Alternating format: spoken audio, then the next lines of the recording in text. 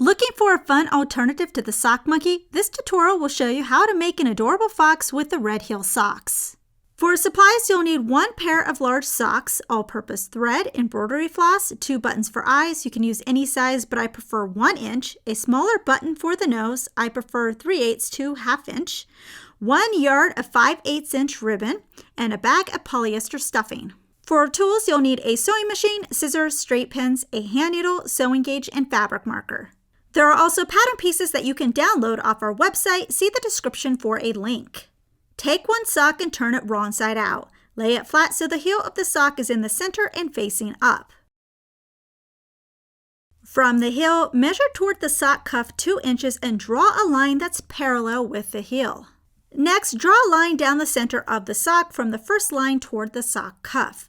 You can stop when you get to the white part of the cuff. On each side of the center line, draw another set of lines that are 1/4 inch away from the center.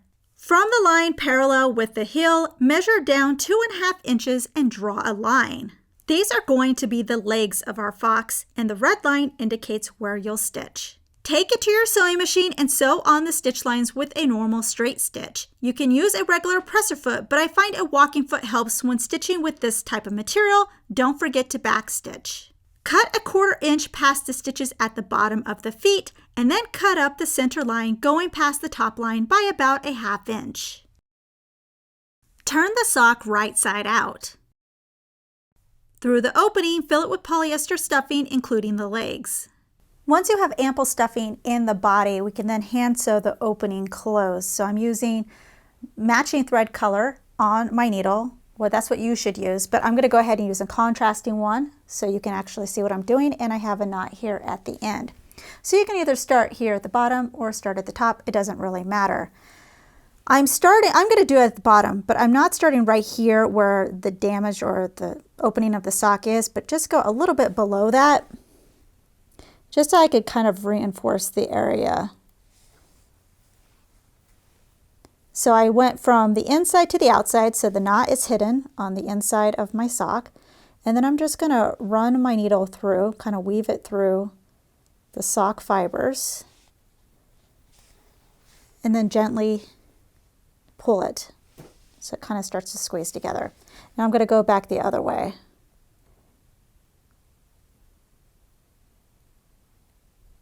And it doesn't have to be perfect. Fortunately, this sock is very forgivable, and you'll see it start to come together. So now I'm going to go back in the other direction, weaving through. So this is the easy part because you have plenty of sock fiber to go through. Once we get up here to the top, I'm just going to go through what I can. And if a little bit of the sock fiber comes off, it's okay. Gently pull it. You can see even when I pull it, you don't really see the thread that much. So now going back the other way, I have a gap now. So I'm just going to grab the strongest fibers that I have on one side, go to the opposite side, do the same thing. So grab a little bit of the fibers here that seem like they're pretty intact, and then gently pull it. And now I'm on this side, so now I'm going to grab a little bit of this side and gently pull it. And then grab a little bit of this side and gently pull. So you're just going back and forth between the two sides and pulling in between. And you just keep doing this until you've sewn the whole opening so it's closed, and then you can tie a knot. About 4 inches down from the toe of the sock, tie a bow to create the fox head. To give the leg more shape, so instead of just going straight down, it goes more outward, go ahead and bend it, hold it as best you can, put some thread on your needle, and you're basically just going to sew back and forth between these two sides in order to hold it into place. So I'm going to grab a little bit here on the body, and then grab a little bit of the leg where it would connect to the body, and then gently pull it. And then grab the body, a little bit of the leg, And again, you're just going back and forth between these two sides. And I would do this for both legs. And so it just helps give it a little bit more shape. And then once I get to this end over here, you can go ahead and tie a knot. Now we'll create the other parts of the fox. Take the remaining sock, turn it wrong side out. From the heel to the sock cuff, use the pattern to cut out the tail. Pin with right sides together and sew a 1/4 inch seam allowance around the outside curve of the tail. Turn it right side out and fill with stuffing. Take the raw edges of the end of the tail and just tuck them in best you can. Then you're going to pin it to the body where you would like it. So I like doing it right above this area here. I usually like to do a little slight angle, and then I'm going to stick pins all the way around. When I put pins in, I'm basically just putting them straight down from the tail into the body. So it's not real secure, so you have to be careful and kind of hold it as you're sewing it. I'm going to be slip stitching between the tail and the body. This is basically how we're going to be attaching all the body parts that are left of the fox. So I have my hand needle and thread again. I'm coming up underneath the tail and then grabbing a little bit of the body right underneath it and then gently pulling it, and then grab a little bit of the tail and then a little bit of the body. So we're just basically going between the two different parts, tail and body. And I usually like to go around it twice for all my body parts, just so it's extra secure and it's not going to come off. So I'm just going to do this all the way around the tail. So tail and then back to body again. On the top of the sock toe, draw a 1/4 inch line at the center. At the bottom of each side of the toe, make a mark 3/8 of an inch in. Draw a line from the edge of the 1/4 inch line to the mark on each side. This is your stitch line for the fox nose. Stitch at your sewing machine.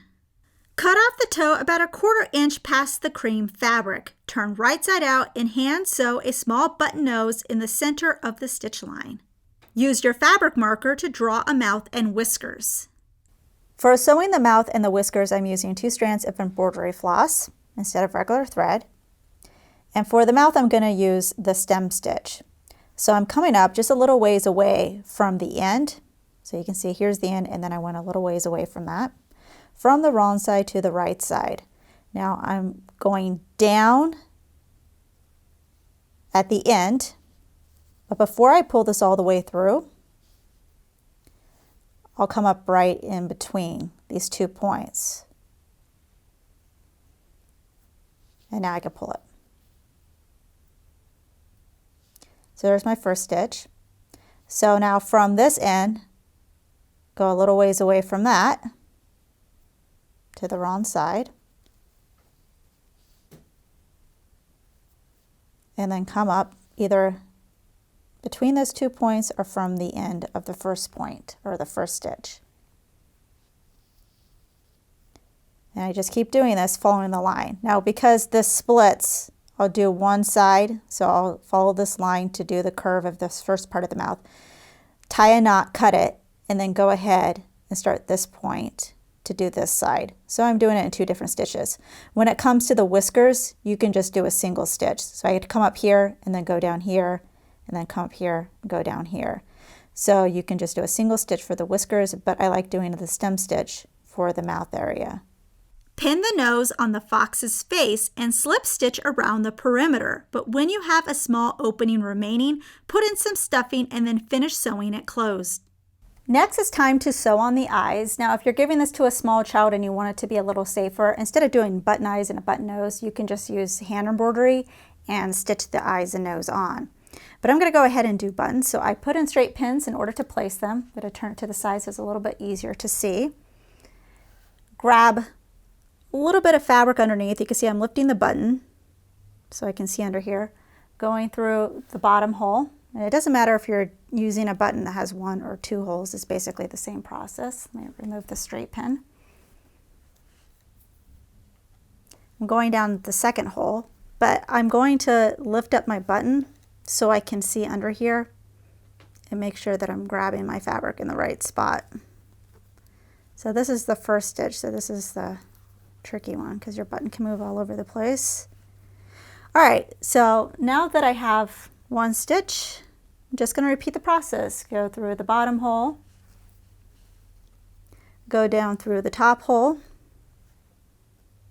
lift up my button so I can see underneath it, and then pull it. And I would do this about at least 5 or 6 times. When you're ready to tie a knot, just go ahead and lift that button up again so you can grab a little bit of fabric. Then you'll have a loop. Put your needle through the loop, pull it, and then cut it off, and you would do the same thing for the other one. For the remaining sock, use the patterns to cut out the ears and the arms. Also use the cream cuff from the first sock and use the ear pattern to cut out 2 pieces. Take the arms and sew a 1/4 inch seam allowance on the single long edge and 1 short edge. Flip the arms right side out, add stuffing, and pin into place about 1 inch down from the neck. Slip stitch in place. Take 1 brown ear and 1 cream ear and pin with right sides together. Stitch a 1/4 inch seam allowance around the outside of the ear. Flip right side out. At the bottom, pinch the width of the ear in half and do a few hand stitches to hold the pinch so it gives the ear shape. Pin ears to the top of the head and slip stitch into place. To shape the head more like a fox, flatten the head and pull the cheeks out. With all the pieces added, your sock fox is finished and ready to be given as a gift or to keep for yourself. Check out our channel for other sock toys to make. We hope you enjoyed this tutorial. Please subscribe and click the bell icon to get notified of our new releases. Also check out ProfessorPincushion.com to view our complete library with well over 450 sewing tutorials. If you would like to directly support us, you can join our YouTube membership and earn some exclusive perks. Thanks for watching.